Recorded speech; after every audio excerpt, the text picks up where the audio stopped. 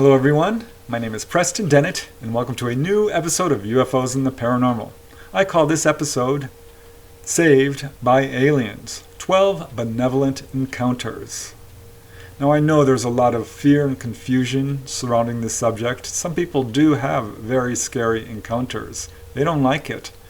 But having researched this field for many years, I really don't think ETs are here to hurt us, scare us, or take over our planet, or anything like that.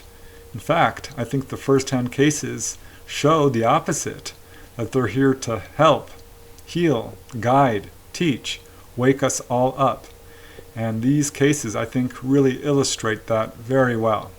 I've got 12 cases I'd like to present to you today. These come from all over the world. They reach back to the 1950s, all the way up to the 1990s. They're occurring to both men and women. Some of these involve multiple witnesses. And these are not just sightings. They're face-to-face encounters, they're landings, and in at least one case, an onboard experience. So really, I think these cases have some very important insights into what it is like to have ET contact. And that's really why I wanted to present these cases to you today, because I think they reflect the truth of what it's like to have contact with ETs. I mean, some of these witnesses were quite scared, especially initially during their encounter, until they realized the ETs were not there to hurt them in any way. They were in fact there to heal them, help them, save them. It's amazing the many different ways ETs are intervening. They're leading people out of the wilderness. They're saving them during a war-torn situation. They are healing them of very serious illnesses and helping them in a wide variety of ways, as we shall see. So I've got a lot of cases I want to present to you today, so let's just get started. The first case I'd like to cover occurred in April of 1971 in Northern Virginia. This is a pretty unusual case because this comes from a gentleman who is actually being held in prison in the Southern Correction Facility in Lucasville, Ohio. And he wrote a letter to NICAP, that's the National Investigative Committee on Aerial Phenomenon, and he had a very interesting story of how a UFO may have helped him elude the police, or so he believes. And I'll just quote him directly because it's a pretty interesting testimony. As this anonymous prisoner says, and I quote, "I was a fugitive from the law and had just eluded the police after a lengthy chase. After running through the woods for a short period, I stopped and looked back down the way I had come to ascertain if any police were on my trail. Far in the distance, 5 or more miles away, I spotted a light flashing in the sky. At that time, I assumed it was the police spotlights against the clouds. Seeing no immediate danger, I squatted down to rest and figure my next move. Within seconds, I had a feeling that I was being watched. I glanced upward, and in the air, approximately 150 to 200 feet directly overhead, I could see a motionless thing whose shape was rectangular and approximately 20 by 80 feet. So that's quite low. He's seeing this UFO right over him after just a moment ago was off in the distance. And I'll just continue with his testimony. As he says, it was just a motionless, featureless, rectangular object. It appeared that I was viewing the underbelly of the object, and at no other time was I able to see the sides or top. At first sight, I was scared into jumping up as I thought it might be the police. Just to be on the safe side, I took off running, again thinking it might be some type of tracking device the police were using. I kept one eye upward, and the object immediately moved as I did, staying directly overhead. So at this point, it's actually following him. It's clear there's some sort of communication going on, because as the witness says, I did have the distinct feeling and impression that someone was watching me. The full distance that I ran was more than 10 miles total, and during that time it was in a wooded area, fields, and across a shallow body of water. Towards the end of my journey, as I was thinking of stopping and resting, the object suddenly seemed to swell, and in less than 2 seconds had completely disappeared. Its route appeared to be straight up, but my impression was not of it going up, but of it dwindling away, sort of an implosion rather than a going out. Needless to say, I did elude the police and did make my getaway. Now, was this help from an ET? The prisoner says he isn't sure, but as he says, is it possible that whoever was in it, if anyone was, knew that I was a fugitive and didn't want to give my location away? What I am getting at is the possibility of telepathic interference. To this day, I am constantly wondering what the object was and why it hung over me that way. So yeah, maybe it was guiding him, or maybe, perhaps it was helping the police. Either way, it appears it may have been helping someone. I don't know. It's an interesting case either way you look at it. But now the prisoner is, in fact, in custody, so I guess he has plenty of time to wonder about what happened. This next case occurred on September 22nd, 1972 in the Dominican Republic, and it comes from researcher-writer Sebastian Robiou, and it's printed in his book, UFO Manifesto. It's a really unusual case that got a lot of attention. And the main witness is Virgilio Gomez. He was driving down the highway near La Granja in the Dominican Republic when he saw a figure by the side of the road who was flagging him down. So he comes to a stop, and this man walks up to him and introduces himself as Freddie Miller. Now, Freddie Miller is a gentleman who disappeared at sea 15 years earlier. It was a quite well-known accident at sea. Freddie Miller had been sailing on May 5th, 1959 from Santo Domingo. He was on his way to Boca Chica when the boat disappeared, and no one ever knew what happened to him and these two other guys. So here's this guy, Freddie Miller, saying that this is him, the man who had been lost at sea. And he told Virgilio Gomez that he had been rescued from drowning by an alien craft, or, quote, what you call a UFO. He said, I was rescued by those two persons over there because of my knowledge of radio technology and my intelligence. So Virgilio Gomez looks over there and sees two other very strange figures and, of course, a landed UFO. And when he first saw this, he hesitated to get any closer because, as he says, I thought it prudent to avoid it. But as I approached, I realized that the man was dressed entirely in green and had two more standing 5 or 6 feet away from the first. Thinking it might be a military checkpoint or accident, I decided to slow down gently. I stopped 10 meters from the first person, and I kept the engine running. So he had a short conversation with, allegedly, Freddie Miller. And these other ETs, he says, were very tall, more than 6 feet in height, slender, with short brown hair and yellowish skin, basically human-looking, but quite different. But Freddie Miller and the other ETs were all dressed the same in a gray, form-fitting uniform. And this UFO, this craft, was egg-shaped and sat there in the background. And seeing all this, Virgilio, of course, became understandably concerned. He held a very short conversation with this alleged survivor, Freddie Miller, before the man bid him farewell and departed with his alien friends back into the UFO, which took off. So this is the story that Virgilio Gomez shared with Sebastian Robiou in his book, UFO Manifesto. It's quite an unusual story.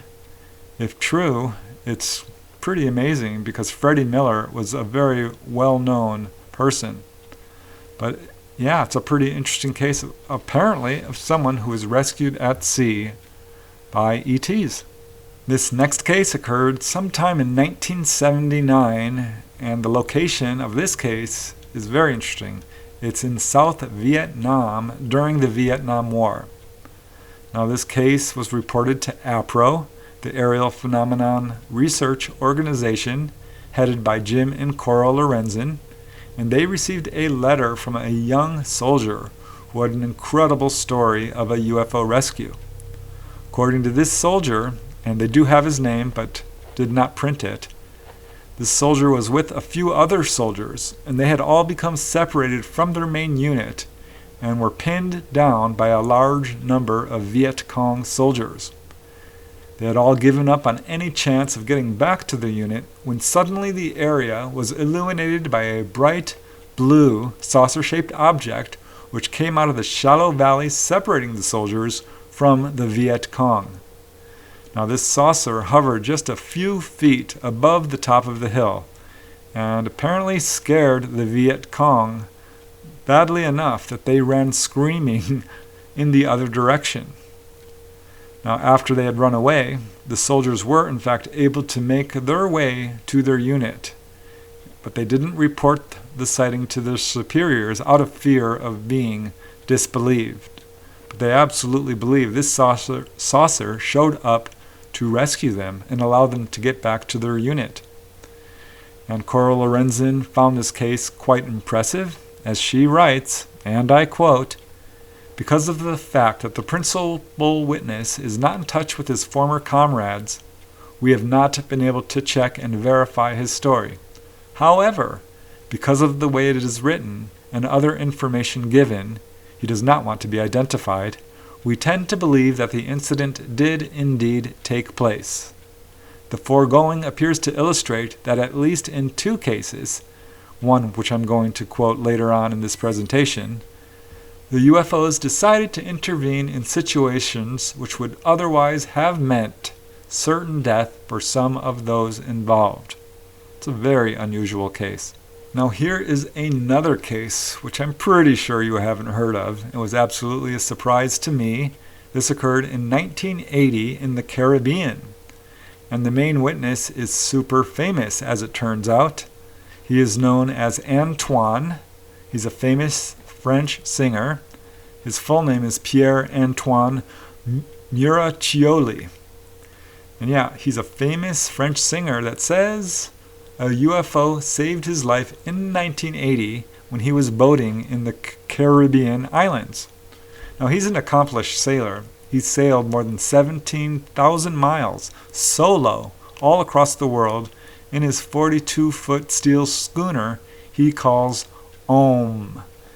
Now, this really interesting incident took place when he had anchored his sailboat in a creek on a small island in the Caribbean, and he was just sleeping quietly in his boat when, around 2 a.m., he awoke suddenly to find that the anchor to his boat had broken off, and he was now drifting at the mercy of the waves in the ocean itself. And even worse, he was heading for a coral reef, which he knew could shatter his boat. As any boater knows, coral reefs are very dangerous. So at this point, he was lost. He had no idea where he was, when suddenly, he says, a big yellow light appeared above the mast of his craft.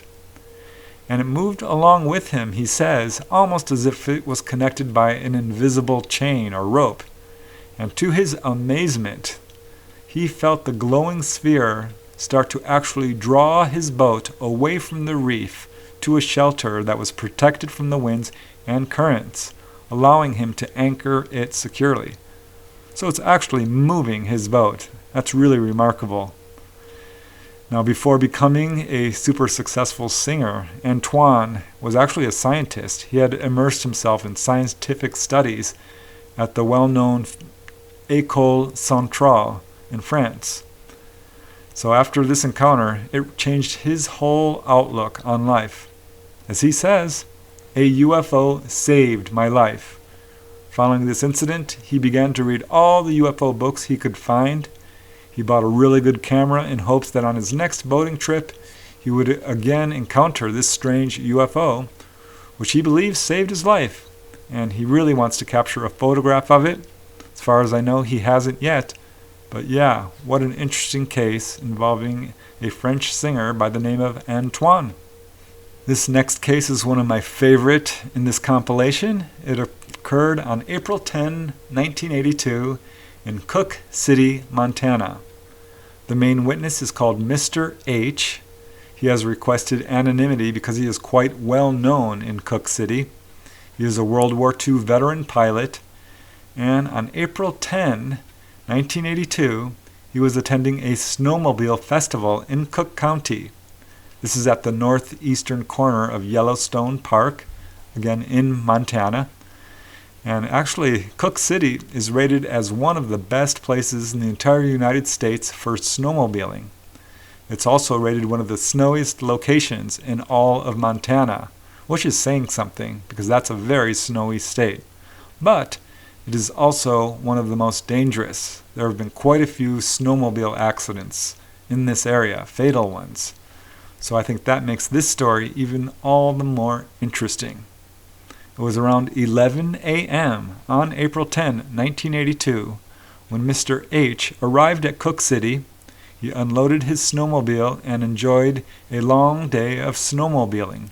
He's quite practiced at it. And it was around day's end, he was crossing St. Joseph's Pass when he encountered a sudden raging blizzard. And it was so thick, such a furious blizzard, that it was pretty much a total whiteout. But he knew the area well, and he was heading home when he noticed a strange blue light in the sky above him, just peeking through the blizzard.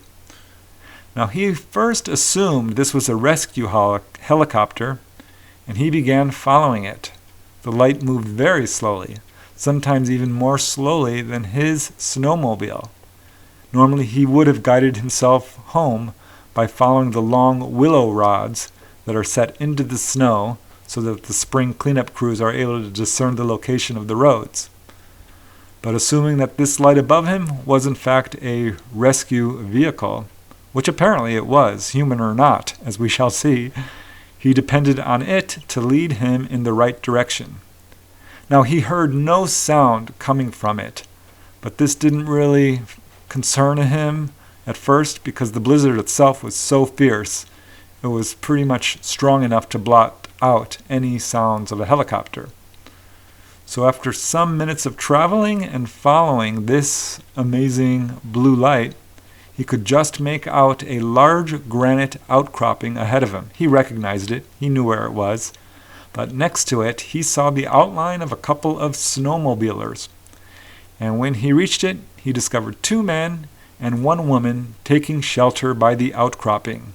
And they were in trouble, particularly the woman. She had a space blanket wrapped around her, and the two men were walking around.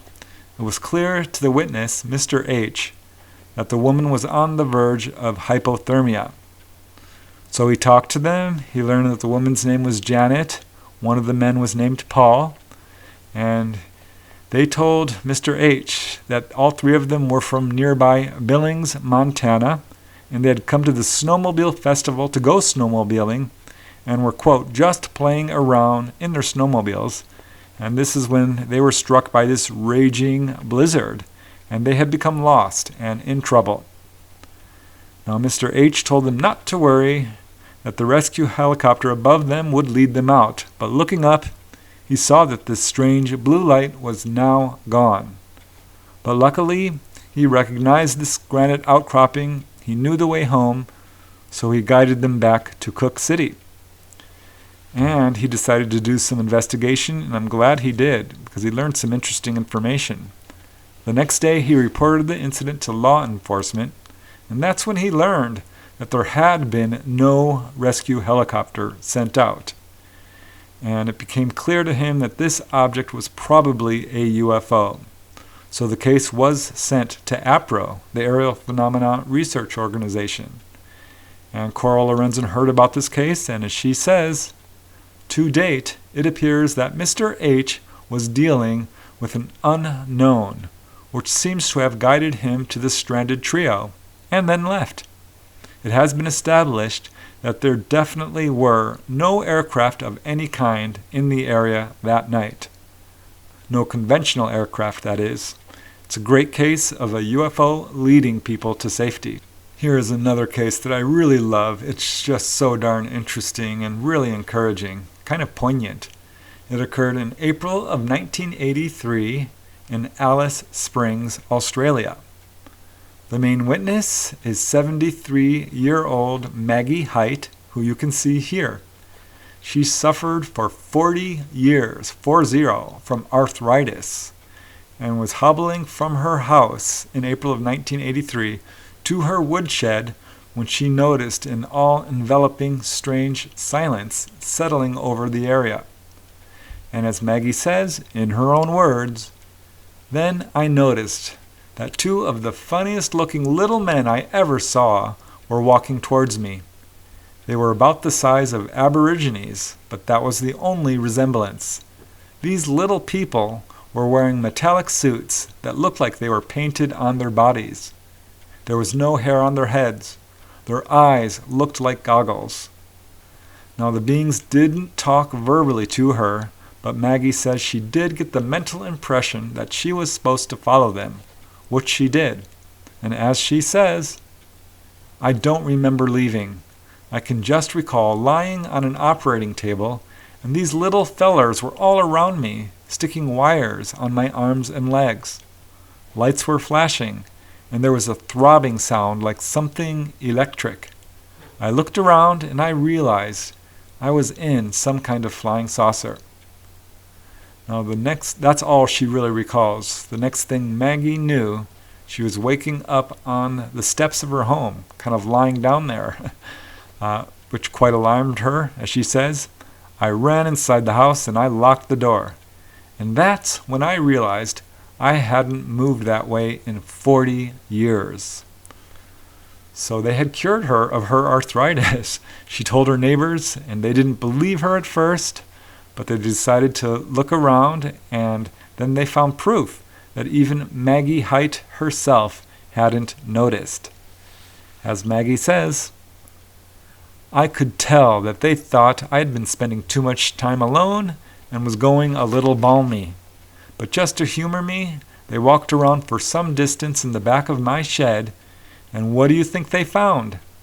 There was a large circular area where all the dirt and rocks had been blown away, and a couple of little bits of scrub brush that was growing back there was all burned and scorched. Then there was these strange holes scooped out of the rock and sand, 3 sets of them where the legs of that thing set down. It wasn't nothing that did that but a UFO." So this case got a lot of attention locally. She was visited by many researchers who expressed great interest in her story. And as Maggie says, again in her own words, "One of these fellas that came said he was from a university in New Zealand, and he told me he thought those UFOs have been flying around the outback for hundreds of years. He said the Aborigines know all about them. Whatever those funny little folks done, it's okay with me. I've been feeling so good that I ordered a bunch of baby chickens. I don't have any trouble getting around like I used to, and I can take care of them now. And besides, they'll be good company." Now, this isn't taken on just Maggie's word. Again, there are landing traces. But Maggie was in fact examined by Dr. Ruben Dingard, an expert in degenerative diseases, who said, and I quote, "Frankly, when I first heard the story, I assumed she was a senile old lady who had lived with pain for too long and was having delusions. But after examining her, talking with her physician, and studying her records, I am absolutely amazed. She is completely free of arthritis, which she has suffered from for years. She could easily pass for a woman 20 years younger, and I simply have no explanation for what's happened." Well, I think the explanation is obvious. She was taken on board and healed of arthritis, and there are quite a few cases just like that. And in fact, here's another. This one occurred in December of 1988 in Watsonville, California. The main witness in this case is Ann DeSoto, and she was driving with her boyfriend Cole near their home along West Beach Road. This is near Pajaro Dunes in Watsonville. It was one afternoon, as I said, in December of 1988, and suddenly their car, they said, was enveloped in fog, and suddenly they saw a bright orange globe of light hovering over a nearby field. This began quite an amazing encounter. As Anne says, in her own words, regarding the UFO, it was like a round shape in the fog, and we could see this orange puddle of light on the ground. A thick fog came down around us without any warning. It wasn't something that crept up, it was just there. At the same time, we both felt very strange and uncomfortable. So when this started happening, her boyfriend turns to Anne and says, "That's funny." And Anne agreed. She said, "Yeah, that is funny." So as Anne says, we looked into this field and saw burnt orange lights. We continued to feel strange, as if we couldn't move. And the next thing I know, we're both blank. We are both completely blank. We're like automatons. This is conscious. I remember just sitting there. At the same time, we're both turning, looking into this field. The fog is about 2 feet off the ground, and about 8 feet off the ground, enshrouded in the fog, is this humongous, gigantic, circular thing in fog, totally surrounded by this orange light. We just kind of look at it and turn our heads back on the road. Now, Anne had seen UFOs before. She was pretty much interested in them. So they pulled a U-turn and headed back towards the light, but it was gone. It just wasn't there. And as Anne says, we're just looking at each other like, "Explain this to me?" So at that point, they weren't aware of it yet, but they had in fact experienced a period of missing time, about 5 hours, because their next memory is walking into her boyfriend's house, nearly 5 hours later. They both went inside and fell into a deep sleep. As Anne says, at the time we had no feeling of having lost several hours, but her boyfriend Cole was so frightened he refused to talk about it. The next morning they found that they had blood stains on their bed sheets, and Anne noticed that she had a strange-looking mark on her hip. And even more incredible, she realized that she was healed of arthritis. For years she had carried arthritis in that hip, and it had completely disappeared. So it was very clear to them both that something really remarkable had happened, and it was 4 years later that she went under hypnosis and recalled being taken on board a large craft. As she says, a huge craft, bigger than a football field.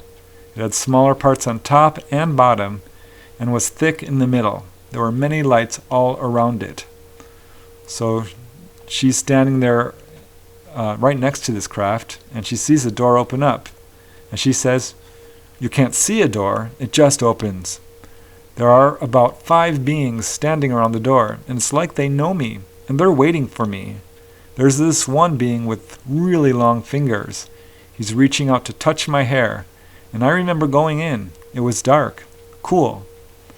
She says she smelled a really interesting odor which she couldn't quite identify, but it was somehow comforting for her. And, as she says, there were these pretty lights. I see a table.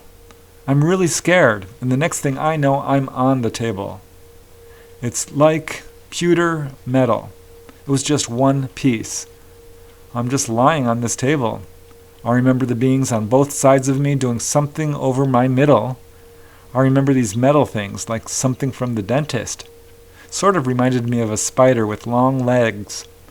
And I remember this metal thing that is blinking, and it has something on the end of it, like a round thing that almost had a different colored light in it.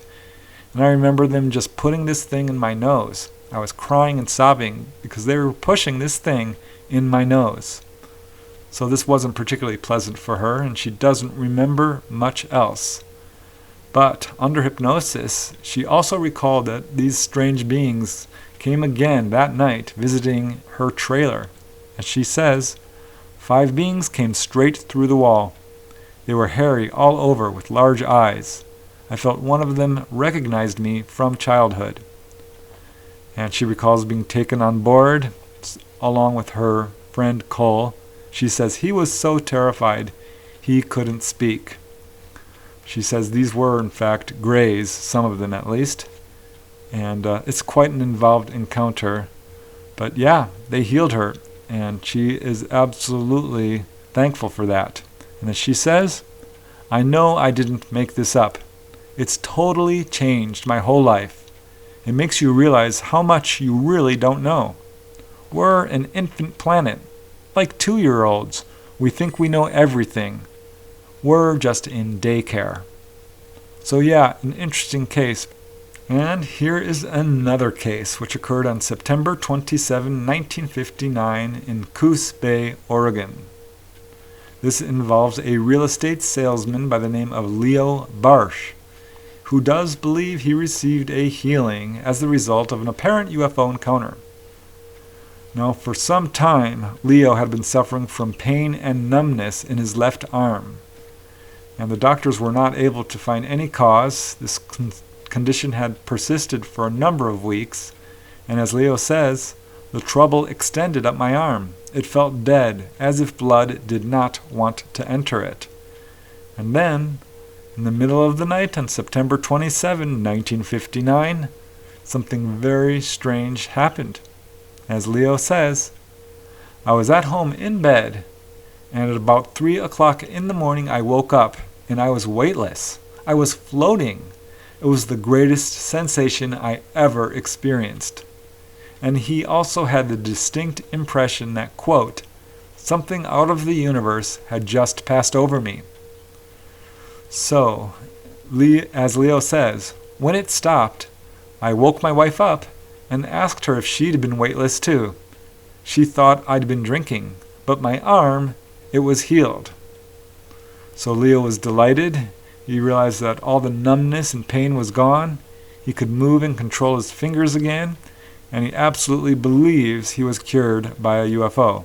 As he says, I hadn't seen nothing, but I told her right then and there that it was a UFO that had come low over the house and done that to me.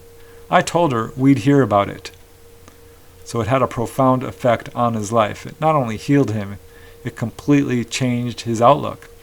And Leo ended up publishing his own UFO newsletter and holding UFO meetings in his area for many years.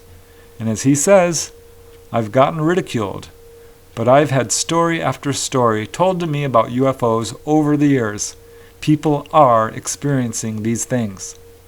Now here's another very brief case which I don't have a whole lot of information on other than it occurred in October 1989 to a retired military officer by the name of Dolores Galvin. And she says that she was also cured of arthritis by the ETs. And I'll just quote her directly. She says, I felt the presence of someone in the room with me, and she saw this tall, dark figure leaning over her with a silver pencil-shaped object. He pressed it down on her left arthritic shoulder, and as she says, at first it felt pretty good. But then she started to feel real pressure and then a floating sensation, and she blacked out. But when she woke up the next morning, she saw this weird rash on her shoulder, which did clear up. But most importantly, as she says, her arthritis was gone. Now, I don't have any more information on this case, but I thought it was interesting because there's so many cases like this. And I just want to quote one final case of an arthritis cure, which very interestingly, although it is uninvestigated, comes from Major Edward Ruppelt of Project Blue Book.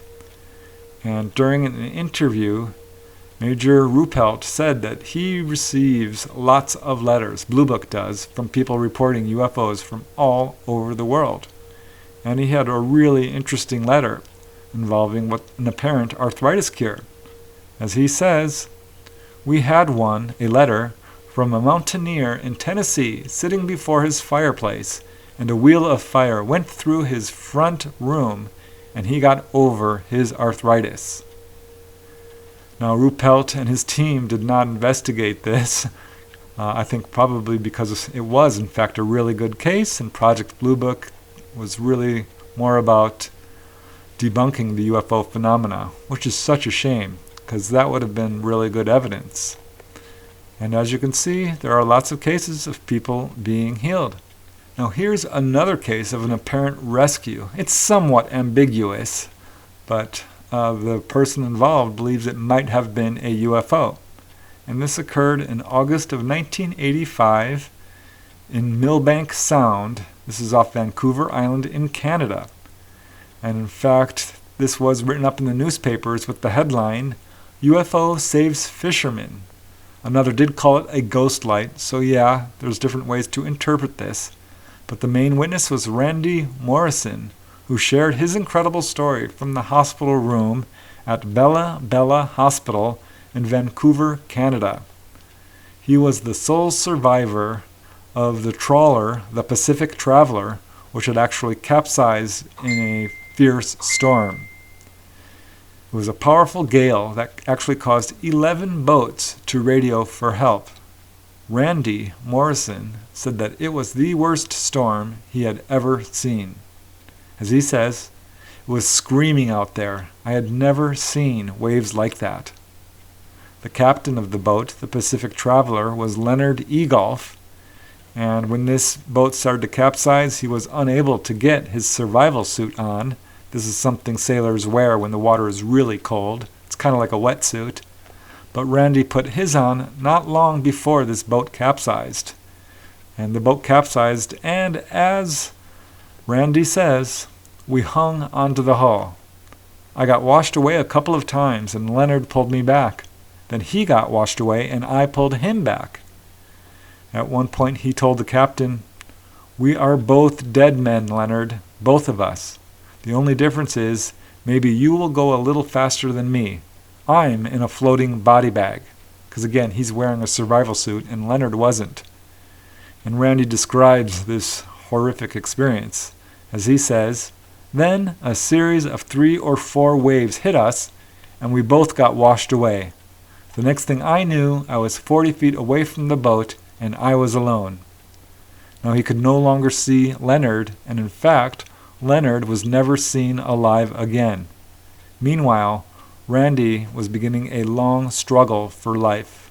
As he says, the rain and the spray were coming at me so hard, it felt like someone was sticking pins in my face.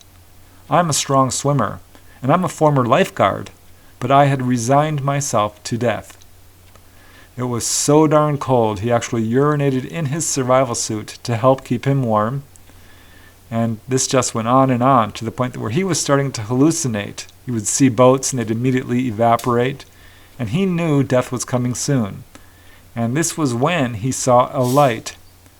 And unlike the hallucinations he was seeing, which quickly evaporated and were really sort of mercurial and changing, this light was constant. It remained there. As he says, I saw the light that wouldn't come near me. It was either a ghost boat or some kind of animal or sea life, but I swear it was real. So whatever it was, it remained for a while. But soon he was so far gone that even his vision had begun to fail.